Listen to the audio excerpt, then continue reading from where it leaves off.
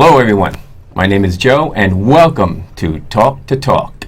My co-host, Karen and Frank. Frank, how are you doing today? Not too bad. I'm getting over reading all those reviews about saying goodbye to David Letterman finally after so many years on the air. Mm-hmm. And it's funny because I was on that show, believe it or not, and I never got credited for it. And that ticked me off a little bit. So saying goodbye to David, I have no problem with it. So you were actually interviewed by David Letterman? Not really. He was doing these Thanksgiving specials for a couple of years. I guess, maybe like 10 years ago. There were not really big ratings, so they kind of like stopped it. But next to the last Thanksgiving show, he would have a segment where he would look at people in the street. He had a camera posted right outside the David Letterman Theater. Ed Sullivan Theater, should I say. And had so you weren't actually on the show itself? Not on the show itself. What kind of credit do you want from him? Well, the thing was, the segment was kind of embarrassing because it was people in the streets, and I happened to be standing right in front of the Pussycat Theater. Okay. And so, there goes a regular. Okay. And I wasn't. I just happened to be walking down at a particular time. And they interviewed you on the street. In the street. Well, they do that all the time. Like even when there's baseball games, and then they talk to the people that are outside the parking lot. They don't have the credit at the end of the show, right? Or at the end of the game. So why would you want your name when they probably spoke to a lot of other people too? Well, then it wasn't that they even talked to me. It was just they kind of snapped on me, and then they what they did was technically, legally, is they should be asking people permission. So somebody should have been there, coming up to me with a form saying, we just recorded you, do we have your permission? They didn't do that because the show was particularly live. I was recorded live. Did you know it was the David Letterman show? I wasn't. I knew there was a camera. I did because I was a messenger at that particular time, and I knew the show was recorded, and I knew somebody was telling me, but they have those cameras posted outside because that's where they do the interviews. So I was happening to be stopping right in front of that theater for seeing something that was happening across the street. And then I looked up and I noticed the camera. That was the funny thing about the show, that I was actually looking at the camera. I did not realize that I was actually being recorded, but the recording live. Mm-hmm. And I missed the show because I wasn't really that interested. Later that night, they recorded live, and then it's delayed the show for later on to be presented later on that night. You should have told the cameraman, well, you do know that I don't want to be recorded. I don't want to be on the show. I should have said something. Maybe I should have said something. Because they're going to do whatever they want to do anyway. So that is true. But then it was I didn't find out until the next day when my friends said, hey, we saw you on the David Letterman show. And they snapped on you, saying, hey, he's a regular visitor at Pussycat Theater. Mm-hmm. Luckily, I don't think anybody saw the show. And that was like 15 years ago. But, there was a little bit of embarrassment, especially in front of my girlfriend. She was saying, what were you doing at the Pussycat Theater? Honey, it's not what you think, okay? I would just happen to be stopping by. That caused a lot of fights. Maybe that's why I'm pissed off at David Letterman. Anyway, after so many years, he's finally... I don't watch David Letterman anyway, so I'm not a big fan of him. You're not a big fan, right? No. I can't stay up that late anymore. Well, actually, nobody watches these shows anymore. Everybody basically either the VOD... Can you stay up? I'm sorry, but can you stay up that late? I don't usually make it that late. You don't make it that late either? No, not party unless there's somebody that I really want to see. Right, but you did mention before the show that you happen to be a Jimmy Fallon fan, right? Oh, he's hilarious. He's so funny, and he's up on current events. He's got top music performers on. The comedians are awesome, and he cracks himself up, which cracks me up. Yeah. So he laughs at his own jokes. He laughs at what's going on, during his show, and next thing you know, I'm sitting there all by myself laughing because it's funny. He's funny. Yeah, he does have a good sense of humor about himself, and people like that. Yeah. That's a good reflection of that. So I think he's going to be, of course he's been around for a long time already, but I think he's going to be on late night for a long time. I think people really enjoy him. What do you think? But wasn't he on late night anyway? He had his own show. He has his own show, yeah. And how long has it been running? Well, wasn't he on Saturday Night Live? Yeah, he came in. So he was on Saturday Night Live, then he's done other things, and now he has his own show. Okay. But didn't David Letterman leave once before the show was canceled or something like that? And well, the whole history was that... Where does Jay Leno come in the picture here? Okay, there was a bit of confusion. Everybody knows about the story of Conan O'Brien, where he was going to take over the spot for Jay Leno, which he did, and he bombed at the ratings, and they brought Jay Leno back. Okay, before that, once upon a time, David Letterman... when Johnny Carson announced that he's going to retire, who's going to take over? And it was going to be a battle between Jay Leno and David Letterman. And So it had nothing to do with the David Letterman show. Right, this was before the David Letterman. The David Letterman show got created because he was fighting to get on Johnny Carson. He wanted that spot, and they wouldn't give him that spot, and that's how David Letterman show came to be, and that's how Jay Leno took over that spot. So there was a big controversy about Jay Leno and David Letterman that they're going on for a while. So there was a lot of controversy, and now as it turns out, Jimmy Fallon, out of all people, took over, and who cares who's taking over David Letterman? And on the other side of the spectrum, you have Jimmy Kimmel, who's got his own serious fan base. But because he's based in L.A., he gets a lot of movie stars coming on, So and he's got really good, decent ratings. And his thing is, he's got a YouTube audience. He takes his shows and puts it on YouTube. Oh, I didn't know that. Yeah, so he's got that YouTube family going. So he's got both sides of it. Yeah, that's what keeps him going. But what was the thing you did not like about David Letterman? Not that we're saying goodbye to him. I'm not saying I don't like him or dislike him. I just never really watched the show. First of all, it was like late night, and that's... Yeah. I don't make it that late at night anymore anyway, so I never really watched it. But to me, it's like those type of shows, and then like Johnny Carson and shows, I just don't... It's not an interest to me. Right. So that's why I'm not into that. So, and I'm not going to stay up late at night deliberately just to watch something that it's not going to be interesting. And especially nowadays, what's happening is a lot of people do not stay up. They, like I said, you're exhausted.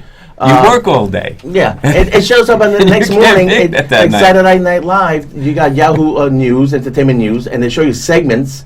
And you got Hulu. Hulu shows you Saturday Night Live the next day. So you got all these different channels to watch a show. If you don't catch it on, same thing like superhero shows, Arrow, Gotham. If you don't see it that particular night, Monday, Tuesday, Wednesday, when the shows are presented, the next day Hulu's got it, and not even Hulu Plus, Hulu free. That's and then they don't even last the season. You could be into a show and you watch maybe 3 or 4 episodes, and before you know it, it's not even picked up again for the next year or the next season. And then you got into the show, and now all of a sudden it's not on anymore.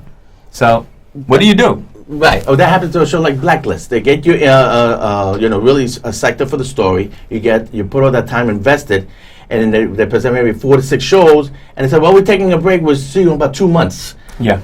And then you get like 2 months worth of repeats, and then by then you find something else, and the competition is really furious out there. Right. That's right. You got not only you have the regular TV shows, then you have shows specifically made for Netflix, for Hulu. Amazon is getting into the game.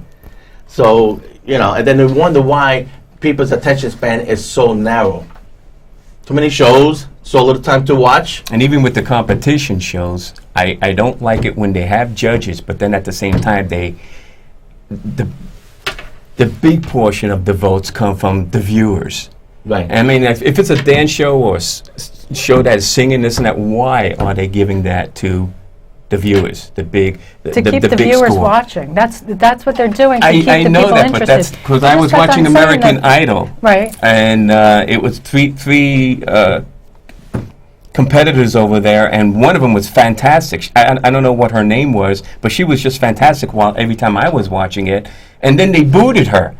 And then they left some other individual that he's a country singer, because I know there's a lot of country singers out there, a lot of country fans out there. So he was there, but I don't think he had a really good voice. And even when he was singing, he wasn't a showman.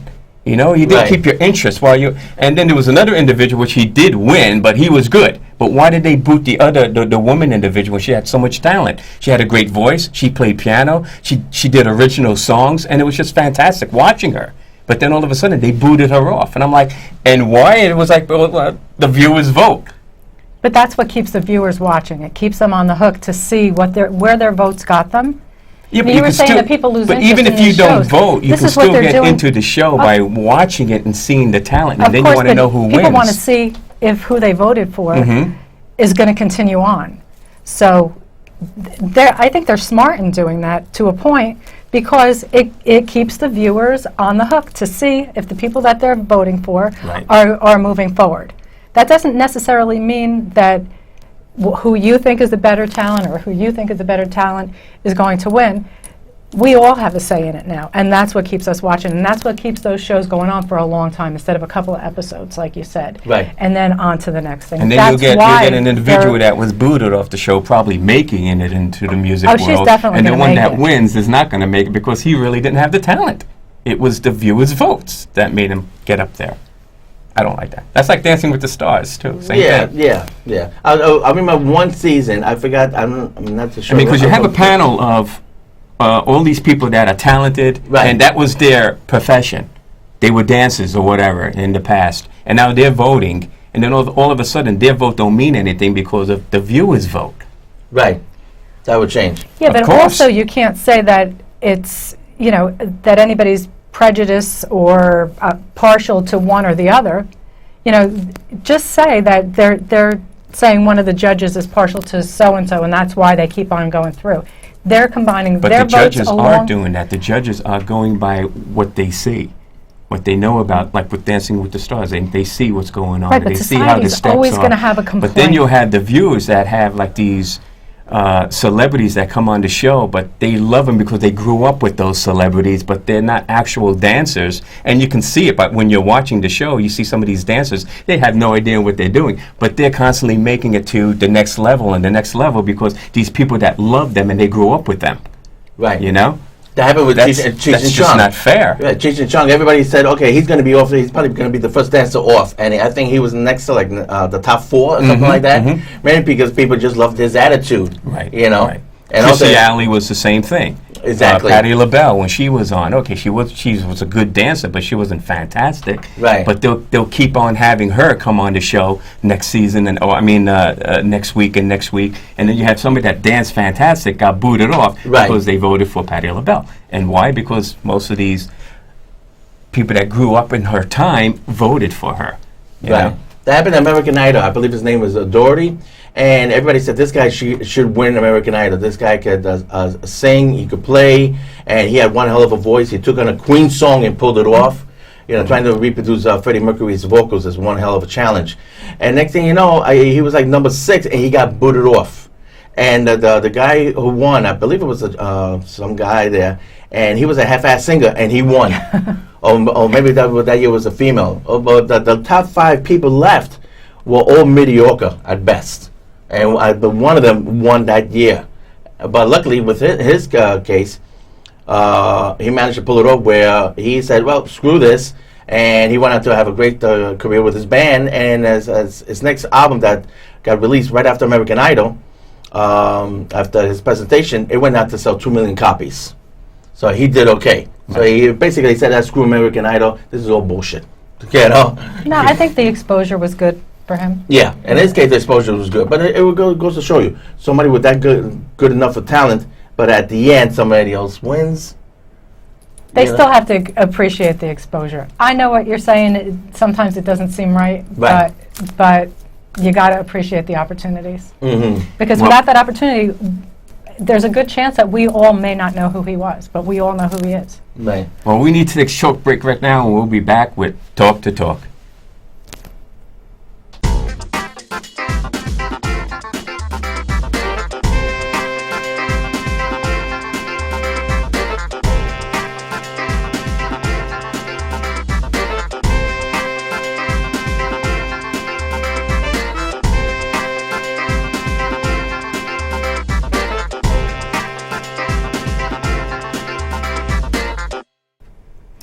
Welcome back to Talk to Talk. We were talking about late night shows before the break. What about daytime shows?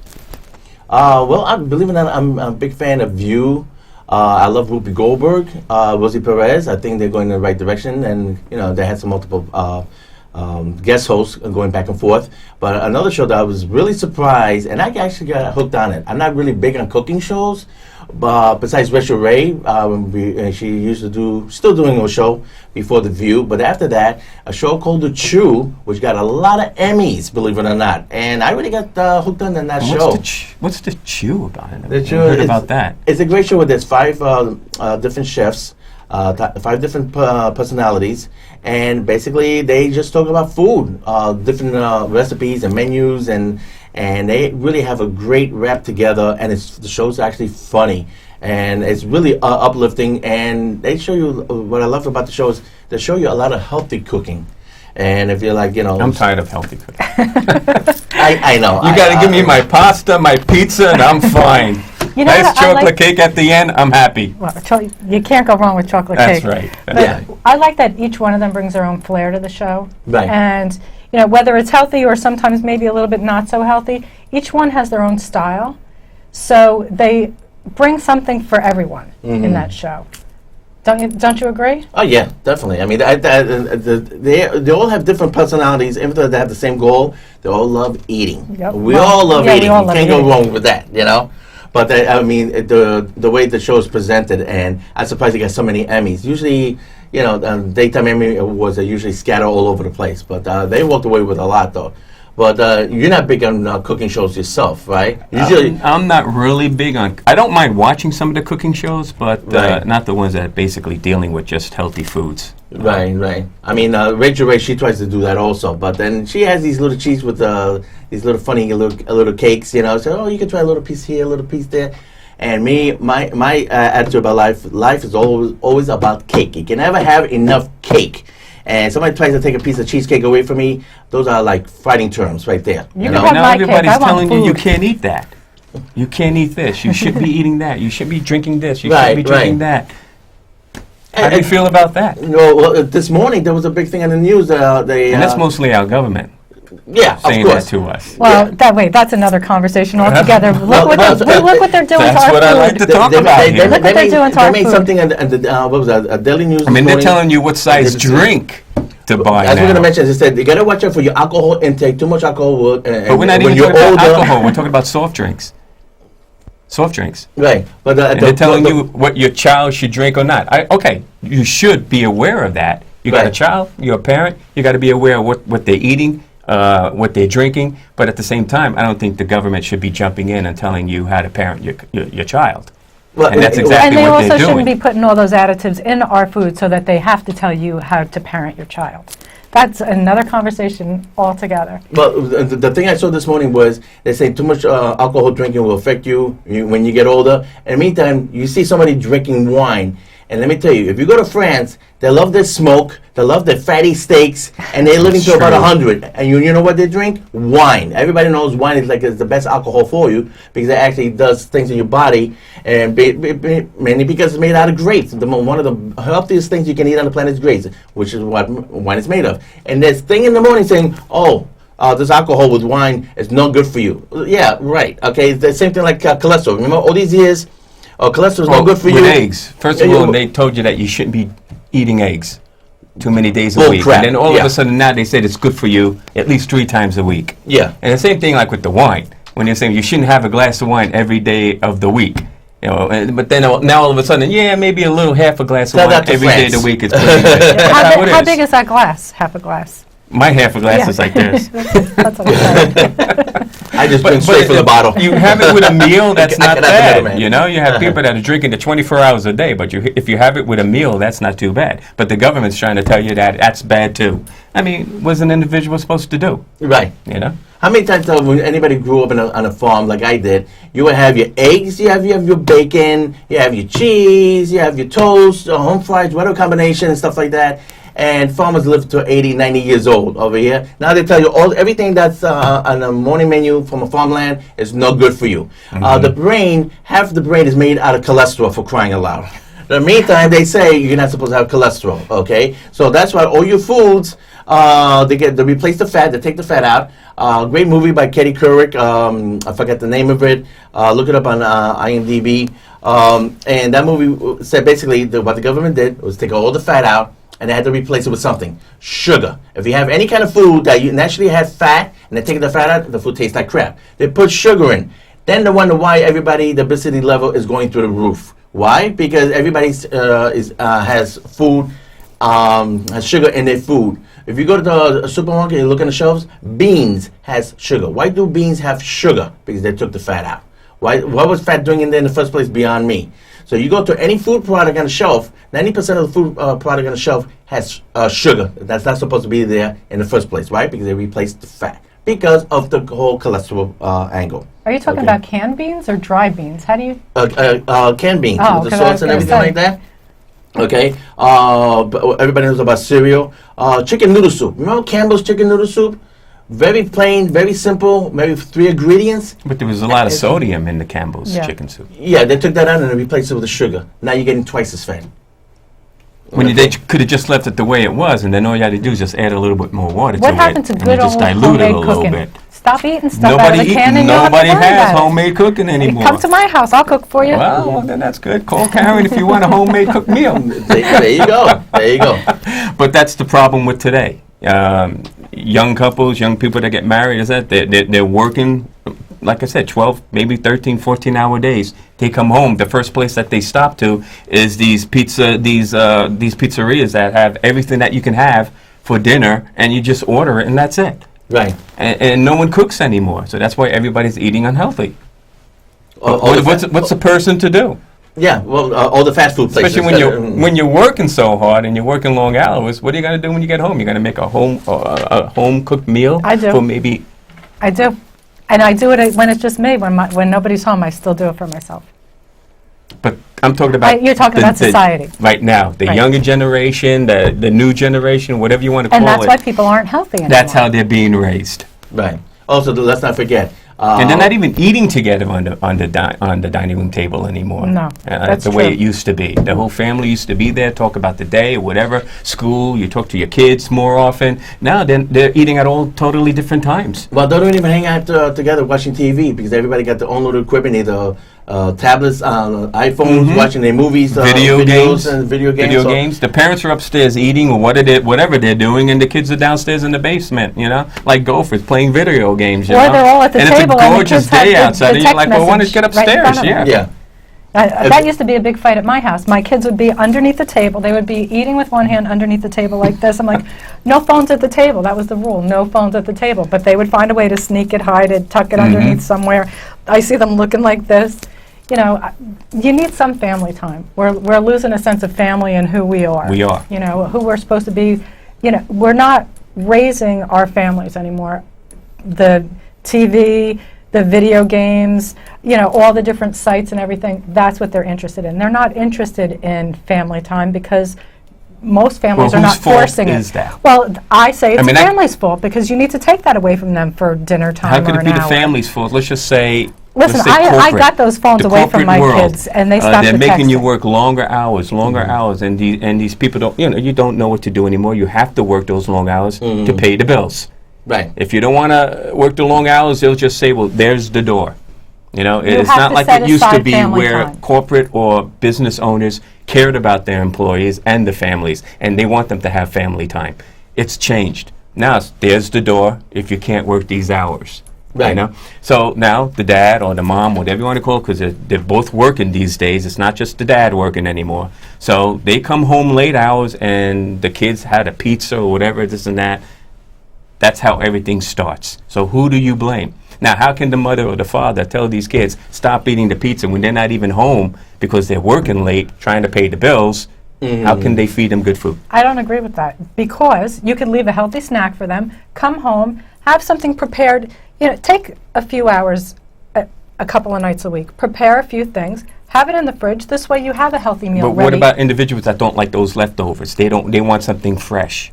I'm one of those individuals, believe it or not. I just can't eat anything leftover. Even though it's a good meal, I don't like leftover meals. It has to be fresh, and then I'll eat it. But you could do all the prep and then put it together. And kids today, that's how they are. If the taste isn't there, because leftovers kind of lose the taste every now and then. I'm not a big fan of leftovers, but you can prep your food and put it together and still have family time a little bit later. You have to find a way to make it work. If you don't find a way to make it work, family is just going to be a word. It's not going to be anything anymore. Because family... Well, that's the way it's turning into. It is. Yeah. But when you're saying whose fault is that... that's what I'm trying to figure out. Who's to blame? We're to blame. The ones with the families who are not putting their foot down and not doing something about making it a point to have family time. You have to make it a point. You have to... If you could schedule every other event in your life, then you could schedule family time. It doesn't have to be 7 days a week, but make it... start out with 2 and then make it 3 and make it, you have to entice the kids a little bit when you're away from them that much. Make it fun for them, include them in on things. or have an event along with a meal, a certain topic or something, that you're offering them to make them want to sit there with you. Right. I think well, it's a lot our of companies fault. today, they don't even have the individuals have holiday time anymore. They're working during the holidays sometimes. So what do you do with that? Holiday barbecues, holiday getaways, weekend getaways, whatever. A lot of people work weekends now too. Yeah, I work Saturdays too. So Right. what happens with that? Right. Just to take advantage of the overtime. Is that the parents' fault?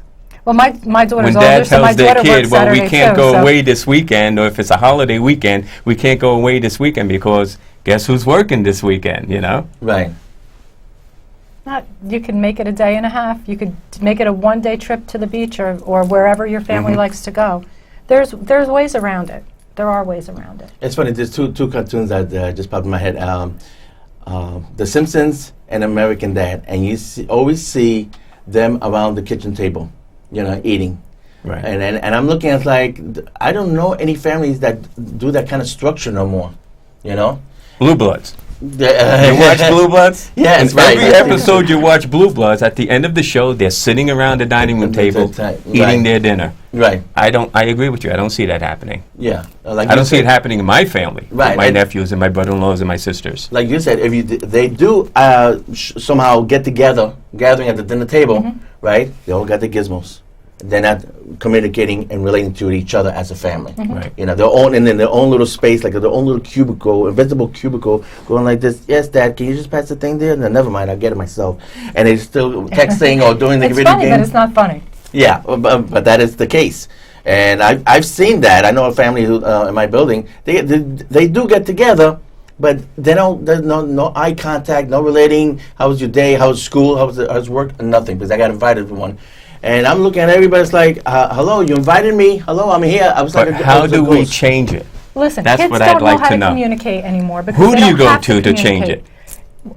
You have to go to yourself. You have to limit their time on the computer with their phones and things like that. They don't know how to So communicate. the parents need to put their foot down with their to children. a point. I mean, of course you want them to fit in society, but you have to put your foot down to a point because they don't know how to communicate and have conversations with one another anymore. They don't know how to make a phone call to call their friends to see what's going on. Right, it's all The texting. big question is now, With all the gizmos. when the kids are old enough, they have their own jobs, and now their jobs are telling them they have to work those long hours. Now you're making that time to get the family together and have that nice structure going and this and that at the dinner table all together. All of a sudden, your son or your daughter has a job where they have to work the long hours. What happens then?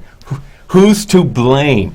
But why And do you how have do to we blame change anyone? that? You don't have to blame anyone. What you have to do is make it a priority. My daughter But isn't works it in up a to the restaurant. individual? My Okay, daughter if works you're in a- talking about it's up to the individual, Right. that means now that individual has to go to their boss and say, well, I like my family time. I like Not this. I like necessarily. that. Right. Isn't that what has to start before to make anything change? It depends on what we're talking about. I could always make some. I can't make family time every day. I mean, my children are older. My rule was every night we had to eat together. Then I had to get rid of that because now who's working and who has Right. whatever going on. But it came down to we all have Sunday dinner together. Whether it's an early dinner or late dinner, depending on what's going on, you need to keep the family together. One day a week doesn't feel like enough, but it has to start somewhere. Right. Okay, well, we're just going to wrap up right now, and I want to thank Frank and Karen for being with me. And that is our episode, and hopefully we'll see you again on Talk to Talk.